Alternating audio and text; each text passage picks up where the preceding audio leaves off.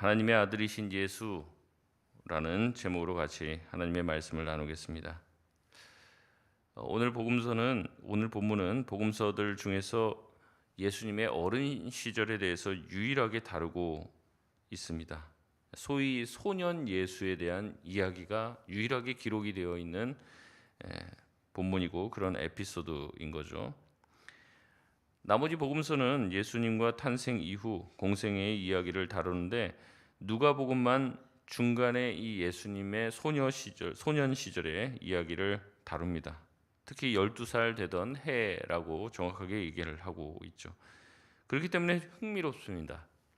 그러나 내용을 들여다보면은 예수님의 반응이 아리송하기도 합니다. 그럼에도 이렇게 특별히 누가가 언급하는 것은 이 이야기를 소개할 만한 그만한 의미가 있기 때문에 우리에게 말하고 있는 거죠. 본문을 한번 살펴보겠습니다. 오늘 본문은 41절부터 시작이 되지만 실제로는 40절부터 읽어봐도 좋습니다. 왜냐하면 40절과 오늘 본문의 마지막인 52절이 비슷한 내용으로 연결되어 있기 때문에 그렇습니다. 40절 말씀 보면은 아기가 자라며 강하여지고 지혜가 충만하며 하나님의 은혜가 그 위에 있더라 라는 내용이 52절에 예수님께서 자라가시면서 하나님과 사람들에게 사랑스러워 가시더라 라는 내용과 비슷한 내용으로 시작과 끝이 마무리되고 있기 때문에 그렇습니다. 그래서 신학자들 중에서 어떤 사람들은 40절부터 이 이야기의 에피소드를 봐야 된다. 예수님의 자라가심과 강하여지심, 사람들에게 사랑스러워 가심이 쌍을 이루고 있고 앞뒤로 감싸고 있는 내용이라는 거죠. 그래서 40절부터 고려해서 보면은 이 내용은 예수님의 성장 과정 가운데 이 저자의 해설이 들어가 있는 겁니다. 예수님은 자라면서 그냥 보통 평범하게 자란 것이 아니라는 거죠. 이미 사람들에게 사랑받을 만한 좋은 성품을 가지고 계셨고 육체적으로도 강하여지고 나이가 더하여짐에 따라서 지혜도 성장하는 성장형의 하나님의 아들이지만 그냥 하나님의 아들이 아니라 어떤 신인으로서 존재하시기도 했지만 그 육체 안에서의 자라남과 성장이 분명히 있었음을 우리에게 알려주고 있다는 거죠. 오늘 본문의 사건을 살펴보겠습니다. 사건은 42절에 예수님이 12살 때 벌어진 일입니다. 한 절 앞에 41절에 보면 이 내용의 배경이 나오는데 부모가 해마다 6월절에 예루살렘에 올라갔다고 합니다. 그러니까 매년 올라간 거예요. 매년. 경건한 유대인들이 이렇게 하는 것은 당연한 관례였습니다. 가서 절기의 모든 관례를 다 마쳤어요. 이제 고향으로 돌아갈 일이 남았습니다. 문제는 고향으로 돌아가는 길에서 벌어집니다. 예수님은 예루살렘에 머물고 계셨지만 부모는 예수님이 예루살렘에 있다는 것을 알아채지 못하고 44절에 보면 동행 중에 있는 줄로 알고 하룻길을 갑니다. 지금 상상하면은 참 어이가 없는 일이죠. 하룻길을 갔어요. 있는지 없는지도 모르고. 그러나 당시 이제 유대 공동체를 우리가 좀 이해를 해야 되는데 그때 당시는 뭐 우리 예전도 그렇지만은 뭐 이제 집에 왔는데 엄마 아빠 안 계시면 어때요? 옆집에 좀 가 있어. 뭐 옆집에 뭐 누구네 집 가 있어. 친척이 살고 있으면 고모 집에 가 있어. 뭐 이모 집에 가 있어. 삼촌 집에 가 있어. 뭐 이렇게 했던 거죠. 이동할 때도 온 집안 식구들이 같이 이동했습니다. 특별히 이 경건한 유대인들이 1년에 한 번 유월절을 맞이하여 예루살렘으로 가는 것은 민족의 대이동이 일어나는 일입니다. 그렇기 때문에 이 집에 있던 아이가 저 집에 가서 밥도 먹고 그냥 그렇게 하면서 며칠 길을 가는 거예요. 그렇기 때문에 하루 정도 없어져도 같이 무리에 껴 있겠지라고 생각하는 것이 오히려 상식적이었습니다. 그래서 부모들은 예수님이 보이지 않아도 어딘가에 있겠지 하고 하룻길을 간 거예요. 근데 이제 길을 가면서 순례객들이 이제 자기네 집으로 이제 떠나가고 우리 갈게 하면서 이제 갈림길로 다 이제 떠나가게 되니까 보니까 이제 예수님이 없는 거예요. 그제서야 난리가 난 거죠. 수소문을 하면서 다시 돌아갑니다. 45절에 예루살렘으로 가게 되는데 예루살렘에 도착해서도 한참을 찾았던 것 같아요. 46절에 보면 며칠 동안 찾았다고 얘기합니까? 사흘 동안 찾은 거예요. 그러니까 이제 하룻길을 돌아가서 사흘 동안 막 헤매고 다닌 거예요. 3일간 찾아 헤매던 예수님을 만났어요. 만났는데 보니까 뭐 하고 있습니까? 선생들 중에 앉아서 그들에게 듣기도 하고 대답도 하더라라고 얘기합니다. 그리고 47절에 듣는 자들이 그 지혜와 대답에 놀랐다라는 보고가 뒤따르고 있습니다. 그러나 그 모습을 본 부모는 마음이 그렇지 않죠. 사흘 동안 헤매다가 겨우 만난 아들 예수를 보며 부모는 일종의 안도감도 느꼈지만 일종의 마음의 섭섭함이 동시에 몰려왔습니다. 그래서 예수님을 보고 다그치듯 말합니다. 우리 48절 말씀 같이 한번 읽겠습니다. 시작. 그의 부모가 보고 놀라며 그의 어머니는 이르되 아이야 어찌하여 우리에게 이렇게 하였느냐 보라 내 아버지와 내가 근심하여 너를 찾았노라. 아멘. 여러분 이런 얘기는 부모라면 누구라도 할 법한 이야기죠. 야 어디 갔어? 말도 안 하고 어디를 그렇게 그냥 싸돌아다녀? 3일 동안 4일 동안 못 만난 아들에게 할 법한 소리입니까? 아닙니까? 할 법한 얘기예요. 마땅한 얘기입니다. 주위에 부모가 안 보이면 아들은 부모를 찾았어야 합니다. 근데 찾지 않았어요. 예루살렘에 더 있을 작정이었다면 떠나려고 하는 부모에게 진작 말을 했어야 하는 것이죠. 그래야 부모가 걱정을 안 할 것 아닙니까? 그러나 예수는 아무 말도 하지 않습니다. 어떻게 보면 아들로서의 의무를 다하지 않은 것처럼 보입니다. 그래서 어머니 마리아는 예수님에게 말하는 거죠. 아이야, 어찌하여 우리에게 이렇게 했느냐? 내 아버지와 내가 근심하게 하여 너를 찾았다라고 이야기하는 거죠. 마리아는 지금 이 모든 일에 대한 책임이 누구에게 있다고 말하는 거예요? 아들 예수님에게 있다고 말하는 거죠. 그러나 이 이야기를 들은 예수님의 대답은 전혀 다릅니다. 핵심적인 구절입니다. 49절입니다. 같이 한번 읽겠습니다. 시작. 예수께서 이르시되 어찌하여 나를 찾으셨나이까? 내가 내 아버지 집에 있어야 될 줄을 알지 못하셨나이까 하시니. 아멘. 예수님 나이 12살이면 초등학교 5학년입니다. 예수님의 대답은 적반하장도 이런 적반하장이 없습니다. 불효도 이런 불효가 없죠. 먼저 어머니 마리아는 이 모든 일의 책임이 아들 예수님에게 있다고 얘기했습니다. 말도 하지 않고 어떻게 너가 우리에게 이럴 수가 있느냐라고 얘기할 때 예수님은 반대로 얘기합니다. 뭐라고 얘기합니까? 왜 나를 찾으셨습니까? 내가 아버지 집에 있어야 될 줄을 당신이 알았어야 되는데 왜 알지 못했습니까? 예수님은 지금 이 사건의 책임이 누구에게 있다는 거예요? 부모에게 있다는 거죠. 자신이 어디에 있어야 될지 알고 있어야 되는데 그걸 알지 못하는 부모의 책임으로 돌립니다. 여러분 지금 예수님의 대답이 상식적이어 보입니까? 우린 이 본문을 볼 때도 너무 그냥 하도 설교를 많이 들으니까 그렇지 뭐 예수님이면 성전에 있어야지 이런 식으로 넘어가요. 그러니까 이 본문이 말하려고 하는 걸 못 본단 말이죠. 여러분 예수님의 대답은 아주 비상식적입니다. 부모에게 아무 말도 하지 않고 부모가 이동하려고 하는 것을 알면서도 제자리를 지킨 아들 예수님의 모습은 절대 상식적이지 않죠. 보통은 뭐라고 대답해야 됩니까? 정답입니다. 죄송합니다. 엄마 아빠 죄송해요. 미안해요. 다음부터는 꼭 말씀드릴게요. 이래야죠. 그래야 효자 아닙니까? 어디서 감히 반항을 합니까? 반항기 넘치는 초등학교 5학년 같은 모습을 보여요. 반문하는 예수님은 반항기 넘치는 사춘기 아이처럼 보인단 말이죠. 여러분 근데 정말 그러하냐? 이 말입니다. 우리 몇 가지를 좀 살펴봐야 되는데 우선 계속해서 등장하는 이 아버지에 대한 문제입니다. 두 가지인데요. 첫 번째는 예수님의 아버지가 누구냐 하는 질문입니다. 먼저 48절에 마리아는 너의 아버지와 내가 찾았다. 네 아버지를 왜 걱정시켰냐라고 얘기합니다. 여기서 너의 아버지는 누구를 얘기합니까?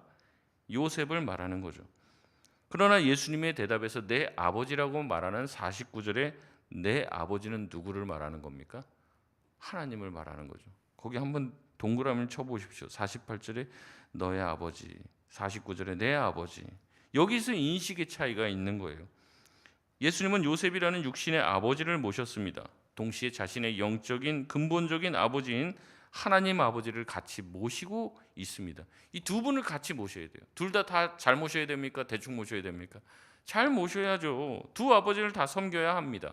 그러나 이 두 아버지를 잘 섬기는데 충돌이 날 때가 있어요.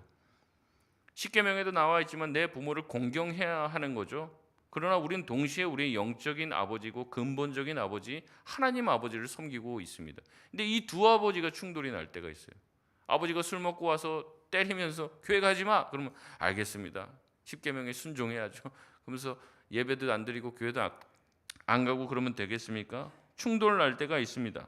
육신의 아버지를 따라야 할지 영의 아버지를 따라야 할지 충돌이 날 때가 있어요. 보통은 그렇지 않아요. 근데 충돌이 날 때가 있다는 거죠. 그럴 때는 어느 편을 택해야 합니까? 이제 신앙을 가지고 있는 분들은 영의 아버지를 따라야 하는 것이죠. 여기에서 충돌이 나는 거예요. 그래서 이 아버지라고 하는 단어의 해석에 유념을 해서 우리가 봐야 합니다. 두 번째는 아버지의 집이라는 단어에 대한 해석입니다. 이 아버지의 집이라는 말은요, 의역한 거예요. 의역. 실제 원문을 보면 그렇지 않습니다. 직역을 하면요, 아버지의 것들입니다. 아버지의 것들 중에 내가 있어야 됩니다. 다른 식으로도 직역할 수 있습니다. 아버지의 일들 안에 내가 있어야 하는 줄 왜 알지 못합니까? 이런 식으로 말하고 있는 겁니다. 물론 이제 집으로도 해석을 할 수 있습니다. 그러니까 흐름상에 보면 아버지의 집으로 해석할 수 있지만 쉽게 말해서 이 뜻이 뭐냐? 그러면 내가 아버지의 일 때문에 바빴습니다. 이 얘기하는 거예요. 내가 아버지 일 하고 있느라고 지금 당신들을 못 돌아간 것을 분명히 알고 있었어야지. 나는 아버지의 일을 위해서 사는 사람이고 나는 그런 소명을 가지고 있는 사람이고 그 일 때문에 지금 바쁜데 바리새인들에게 하나님의 일들에 대해서 말하고 듣고 그들에게 또 말씀을 전해야 될 그 하나님의 일 때문에 지금 내가 바쁘다는 거예요. 그걸 왜 모르냐는 거죠. 부모한테. 그걸 알고 있었어야 된다. 당신들은 내가 이 땅에 왜 온지 어떻게 온지 무엇을 하러 온지를 분명히 알고 있는 사람들인데 왜 부모가 그걸 모르냐? 이런 식의 말이라는 거죠.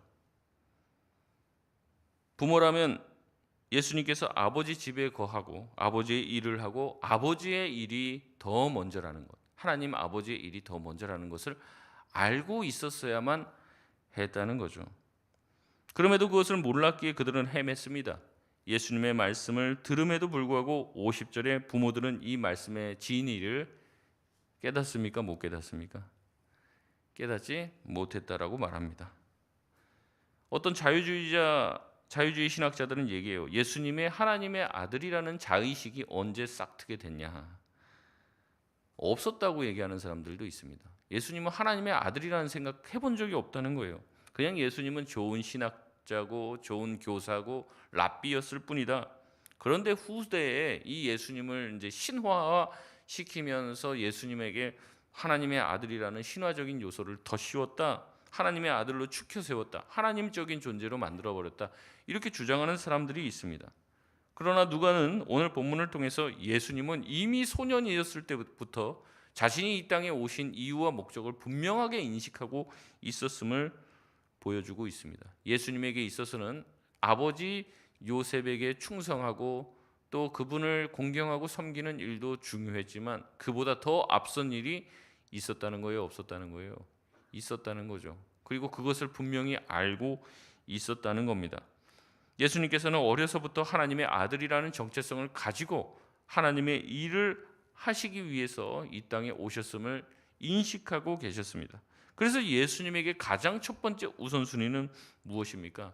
하나님 아버지의 일을 하는 것이 가장 중요한 것이었어요. 아버지 집에 거하는 것이 가장 중요한 일이었어요. 그래서 그렇게 하신 것이죠. 왜냐하면 본인이 하나님의 아들이라는 것을 알고 있었기 때문에 그렇습니다. 하나님의 아들은 그러면 어떤 사람이냐? 결국에 우선순위가 바로 잡힌 사람이에요. 내 인생의 가장 첫 번째 우선순위가 하나님이어야 하는 것이죠. 우리를 한번 돌아보시길 바랍니다. 나는 정말 하나님의 자녀입니까? 그럼 내 인생의 가장 첫 번째 뭐가 놓여 있어야 돼요? 하나님이어야 되잖아요. 아닙니다. 아닐 때가 많죠.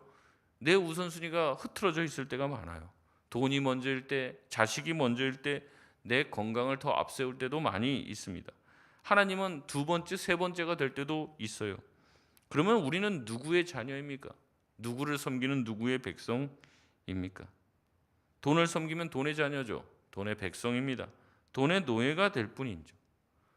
길게 말씀 못 드리지만 깊이 묵상해 보길 바랍니다. 우리의 우선순위가 우리가 누구의 자녀이고 누구의 백성인지를 결정하는 것이요. 51절에 예수님은 나사렛으로 가서 순종하여 받드셨다라고 말합니다. 누구를 순종하여 받들었겠습니까? 육신의 부모를 받들고 섬겼다는 거죠. 이 본문을 가지고도 어떤 신학자들은 얘기합니다. 예수님이 어렸을 때는 우리랑 똑같이 문제가 많았다. 반항기가 넘쳤다. 효의 문제에 있어서는 문제를 가지고 있었던 존재지만 나중에는 변화됐다. 근데 그게 아니죠. 오늘 본문에서 51절은 얘기합니다. 예수님은 자기 부모를 섬기는 데 있어서도 완벽하셨다는 거예요. 부모님을 잘 받들고 섬겼다는 거죠. 근데 이제 충돌이 날 때 이제 육신의 부모를 섬길 것이냐 영의 부모를 섬길 것이냐라고 했을 때 하나님 아버지를 섬기는 모습을 가졌을 뿐이라는 거죠. 예수님은 최선을 다해 자신의 육신의 부모를 잘 섬기고 온전히 순종하셨습니다. 그리고 이 모든 일들에 대해서 모든 말을 어머니 마리아는 자신의 마음에 두었다라고 이야기합니다. 어떤 신학자들은요, 이 누가복음 2장에 나와 있는 이 독특한 사건을 누가복음 24장과 연결짓기도 합니다. 누가복음 24장에 보면 엠마오로 가는 두 제자의 이야기가 나와요. 이 두 제자는 예수님이 죽었다가 부활하셨는데 그 소식을 듣지 못합니다. 엠마오로 가는 두 제자는 예수님을 잃은 깊은 슬픔에 잠겨 있는 도중에 노상에서 낯선 사람을 만납니다. 그리고 그와 대화를 나눈 도중에 회복이 되고 그들의 마음이 뜨거워지게 되는 거죠. 그래서 우리 같이 식사를 하자, 떡을 떼고 축사하는 도중에 그분이 바로 예수님을 깨닫게 됩니다. 그리고 예수님을 알아보게 되는 거죠. 이게 이제 굉장히 유사하다는 거예요. 예수님을 잃은 깊은 슬픔에 잠긴 예수님의 부모가 다시 예수님을 만나고 예수님의 말씀을 듣고 예수님이 어떤 존재인지 다시금 깨닫게 되고 예수님을 되찾게 되는 이야기와 이제 수미상관이라고 똑같이 얘기하죠. 이 샌드위치 구조를 가지고 있다는 거예요. 모두 다 예수님을 잃었다 다시 찾는 이야기라는 거죠.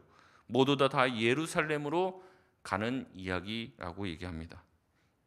말씀을 마치겠습니다. 오늘 이야기를 통해서 우리에게 뭘 이야기하시는가? 예수님의 부모는 예수님과 함께 하는 줄 알았는데 실제 예수님이 곁에 있었습니까? 없었습니까? 없었죠. 없는데도 있는 줄 알고 하루길을 갑니다. 우리도 마찬가지죠. 어떤 사람들은 예수님과 함께 있다고 동행하고 있다고 생각할 수 있습니다. 그러나 아닐 수도 있죠. 또 반대로 예수님을 잃어버렸다고 생각하는 이 누가복음 24장에 엠마오로 가는 두 제자들, 우리는 예수님을 상실해버렸다고 생각했지만 예수님은 어디 있었습니까? 자신들과 대화를 하고 있었잖아요. 어떤 사람들은 예수님만 만나기 힘든 분이다, 찾기 어렵다라고 생각하는 사람들이 있습니다. 그러나 우리의 생각보다 예수님은 우리 가까이 계십니다. 또 어떤 분은 예수님을 만나는 것이 참 어렵고 아니면 예수님이 내 안에 이미 있다라고 생각하는 사람들도 있는데 예수님이 그와 함께하지 않을 수도 있음을 오늘 본문은 이야기하고 있는 것입니다. 우리는 예수님을 만나지 못함에 대해서 예수님 탓을 하죠. 왜 내가 찾을 때 내가 구할 때 예수님 만나주지 않습니까? 나타나 주셔야 합니다. 근데 내가 꼭 기도하면 예수님이 나를 만나줘야만 하는 의무가 있으신가요? 그렇지는 않죠. 그런 우리에게 주님 우리가 구할 때 주님 어디 계셨습니까? 이렇게 말하는 우리에게 오히려 주님은 거꾸로 말씀하고 계십니다. 네가 내가 어디에 있는지를 왜 알지 못하느냐? 예수님 부모에게 했던 것처럼 내가 어디 있어야 되고 무엇을 해야 되는지를 왜 알지 못하느냐? 너도 거기 있으면 나를 만났을 텐데. 예수님의 부모님들이 같이 성전에 있었다면은 같이 하나님의 일들에 대한 관심을 가지고 있었다면 예수님 곁에 있었겠죠. 근데 그게 아닙니다. 우리의 신앙이 자꾸 어떻게 되냐면 나 중심이에요. 내가 기도하면 하나님이 나한테 와야 되고 내가 뭘 하면은 내가 하나님 만나고 싶다면 만나줘야 되고 약간 이런 존재로 나 중심의 신앙생활에서 벗어나지 못합니다. 내가 이렇게 했으니까 날 도와줘야 되고, 내가 이렇게 헌금하고 봉사했으니까 나를 이렇게 직분자 세워주고 나를 그렇게 해줘야 되는 거 아니야? 나 중심의 신앙생활을 하는 거죠. 그래서 내가 열심히 하는 생활을 해요. 근데 예수님은 전혀 그런 데 관심이 없습니다. 우리가 생각한 것과 영 딴판인 곳에 계시는 거예요. 왜냐하면 예수님은 누구 중심이기 때문에 그렇습니까? 하나님 중심이기 때문에 그래요. 그러니까 우리가 하나님 일을 하면 하나님 만날 수 있습니다. 우리가 하나님에게 관심을 가질 때 하나님 나의 일, 나의 문제 여기 말고요. 하나님을 향해서 고개를 들 때 하나님을 보게 되는 거죠. 신앙이 오래돼도 여전히 나 중심의 신앙생활에서 벗어나지 못하는 한 예수님을 만나는 것은 어렵습니다. 그분의 뜻을 헤아리는 것도 어려운 일이죠. 하나님 중심, 예수님 중심이 돼야 비로소 예수님을 만날 수 있게 되는 줄 믿습니다. 오늘도 그 예수님께서 찾아오셔서 우리의 눈을 열어주셔야 돼요. 우리 중심적인 신앙생활에서 벗어나게 해야 합니다. 하나님이 우리의 마음문을 열어주시지 않으면 우리는 예수님을 바로 볼 수도 없고 바로 믿을 수도 없습니다. 주님, 우리를 교정시켜 주시고 변화시켜 주시고 참된 예수 그리스도를 믿고 신앙생활하는 우리 모든 성도가 되게 하여 달라고 간구하는 저와 여러분 되시길 바랍니다. 우리 시간 같이 기도하겠습니다.